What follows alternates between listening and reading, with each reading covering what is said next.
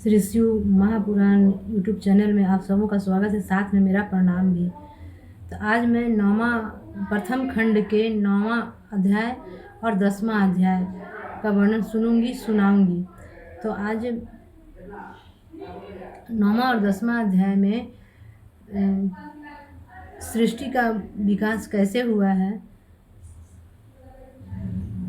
इसी का वर्णन है दोनों अध्याय में। तो सृष्टि के 9वां और 10वां अध्याय का वर्णन सुनने से पहले मैं अपने गुरु की स्तुति कर लेती हूँ, उसके बाद सुनाऊंगी। गुरुर्ब्रह्मा गुरुर्विष्णु गुरुर्देव महेश्वर गुरुर्साक्षात् परब्रह्म तस्मै श्री गुरवे नमः।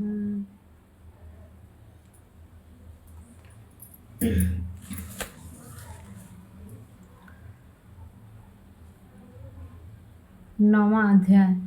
ब्रह्मा जी बोले, हे नारद, भगवान सदाशिव की आज्ञा पाकर विष्णु भी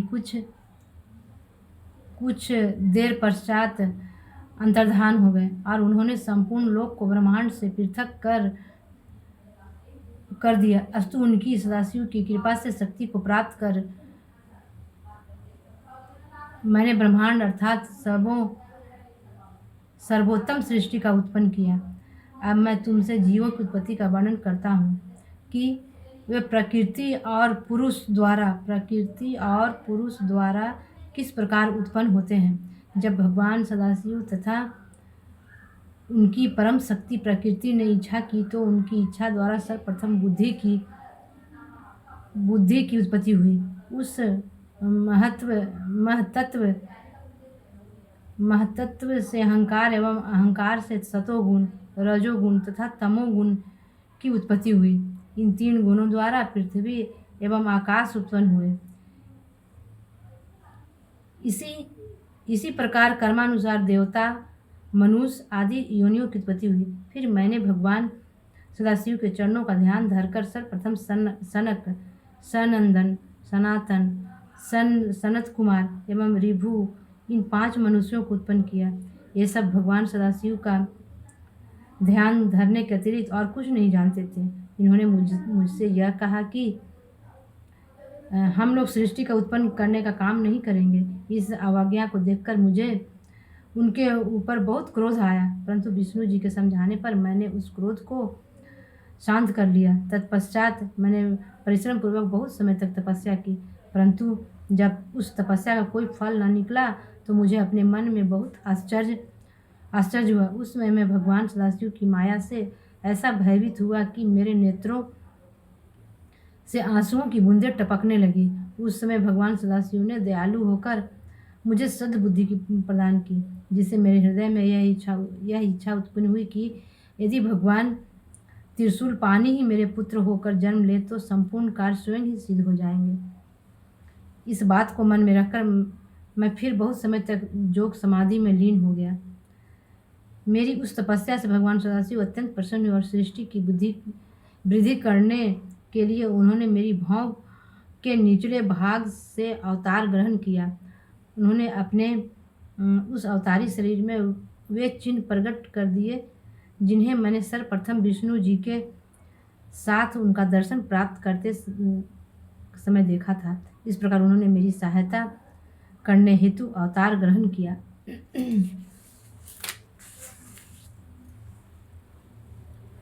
ब्रह्मा जी बोले, हे नारद, भगवान सदाशिव इस रूप में प्रकट होकर मुझसे कहने लगे, हे ब्राह्मण, यदि आप हमें आज्ञा दे तो हम वेदानुकूल कार्य करें।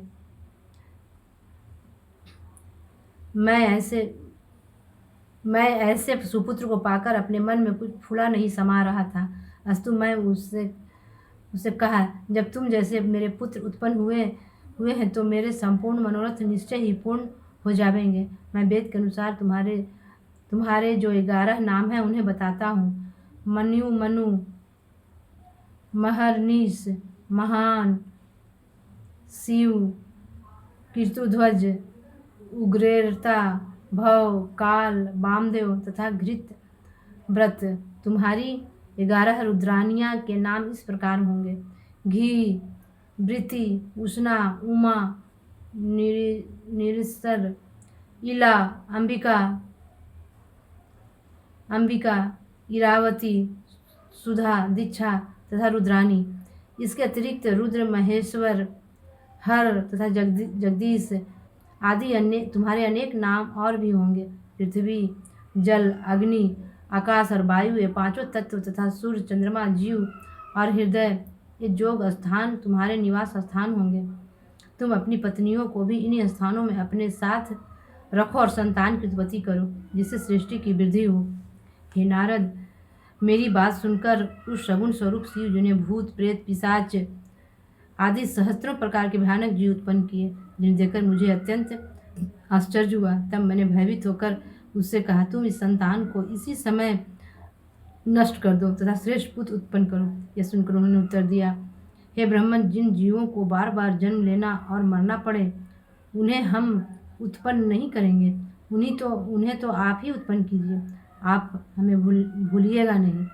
यह कहकर शिव जी ने अपनी माया को मेरे ऊपर से हटा लिया। उस समय मैंने चैतन्य होकर अपना मस्तक दंडवत करने हेतु उनके चरणों में झुका दिया। यह देखकर शिव जी ने मुझे ऊपर उठाते हुए मेरे मस्तक पर अपना हाथ फेरा। उस समय शनकादिक भी आकर शिव जी के चरणों में गिर पड़े और उन्हें दंडवत करते हुए स्तुति करने लगे। भगवान सदाशिव ने सब पर दयालु होकर उन्हें उत्तम बुद्धि प्रदान की। तदुपरांत वे मेरे ललाट के मार्ग से गुप्त होकर अपने लोक को चले गए। हे नारद, हम तीनों देवताओं में किसी प्रकार का अंतर नहीं है। अब मैं तुमसे सृष्टि का वर्णन पुनः करता हूँ।